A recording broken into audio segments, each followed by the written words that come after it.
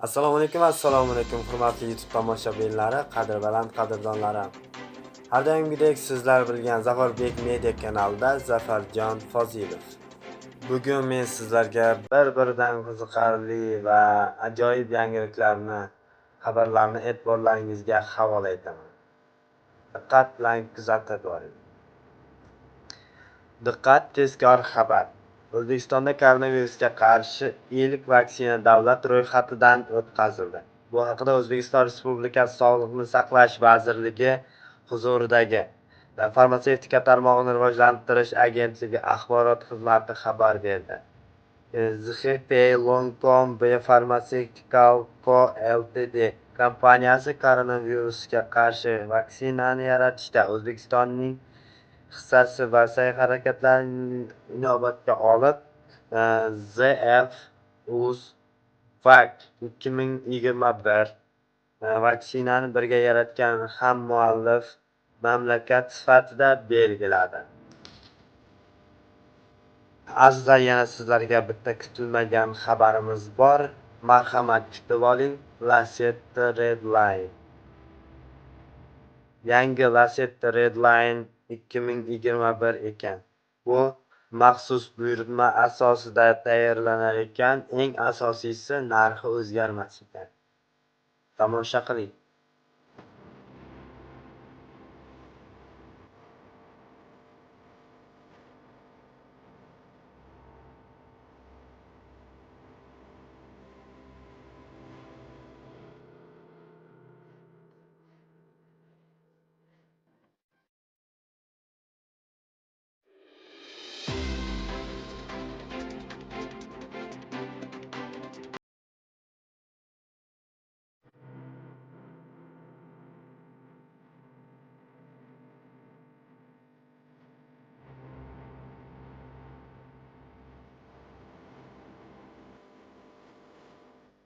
O'zbekistonda Chevrolet Onix narxlari pozitsiyasiga qarab $9-12 ming oralig'ida bo'ladi.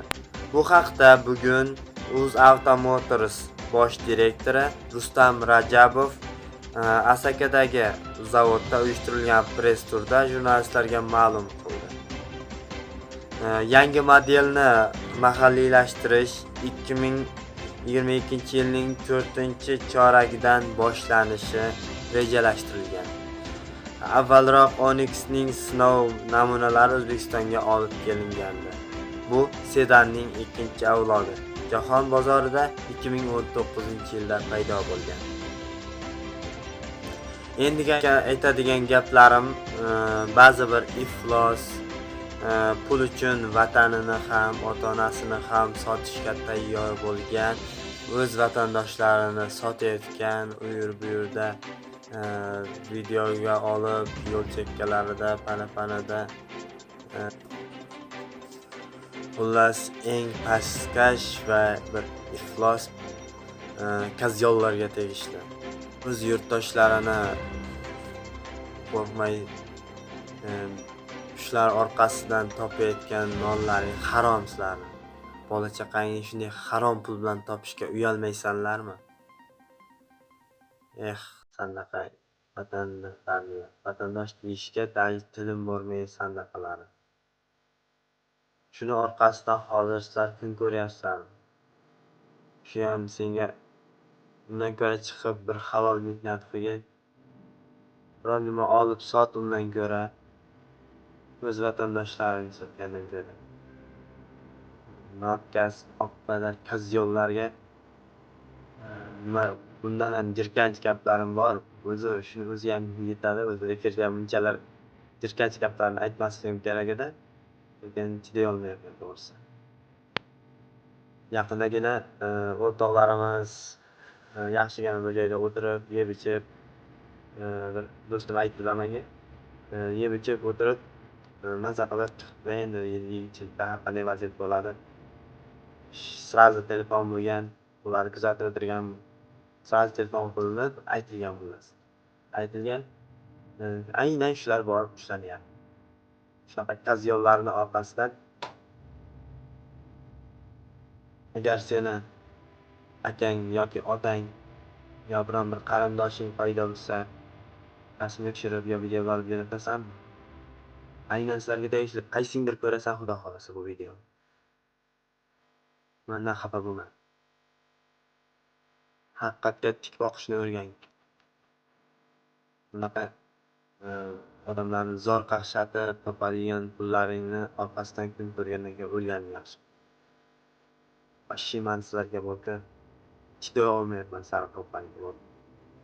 Nima oqibat? Keyin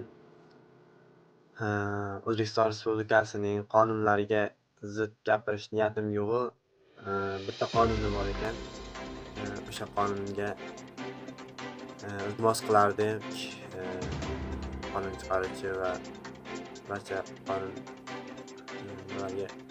sudyalarga iltimos qilardimki, o'sha qonunni salgina yumshatishlarini yoki bo'lmasa hamma ham hayotda xato qilishi mumkin. O'shaning uchun yaqinda bildim. 01 degan 01 protokol, bu esa ichganlarni ustidan yoziladigan protokol qog'oz ekan. Avval ham bilardik-ku, e'tibor bermagan ekanman. Bunda nima deydi? Prava rishat bo'lar решение qilar ekan. Bu haydash huquqidan uzoq vaqtga mahrum qilinar ekan. 1,5-2 yil va undan nari dedi. O'shaning uchun iltimos qilardik, o'sha qonunni sal bir yumshatishni, jarimasini vaqtida to'lasini, lekin prava решенияsiga ogohlantirish berishlarini so'rardim. Ushbu qonun juda ham ayovsiz qonun ekan. Bir martani o'zida ham shtrafi bor ekan, ham juda ham bir odamlarga birdan pravani reshat boradigan, haydash huquqidan mahrum qiladigan qonun ekan. O'shaning uchun iltimos qilardik, ushbu qonunga sal yumshatish kiritishlarini, odamlarga birinchi marta, ikkinchi marta ogohlantirish berib, uchinchisida bemalol o'sha qonunni qo'llashlaringizni so'rardik. Bugungi sizlarga yetkazmoqchi bo'lgan xabarlarimiz, o'zimning bugungi efirim shulardan iborat edi. Bizni qo'llab-quvvatlab yuborasizlar degan umiddamiz. Bizni qo'llab-quvvatlash uchun kommentariyada o'z fikrlaringizni yozib qoldiringizlar. Keyin podpisatsiya, like va qo'ng'iroq tugmalarini bosib qo'yishni unutmang do'stlar. Bizda bundan-da qiziqarli va zo'r xabarlar bo'ladi xudo xolisa. Men bu hozirgi kazyollarga tegishli temani stakan solib olmoqchiman xudo xolisa. Qachonki bu tegishli joyga yetib borib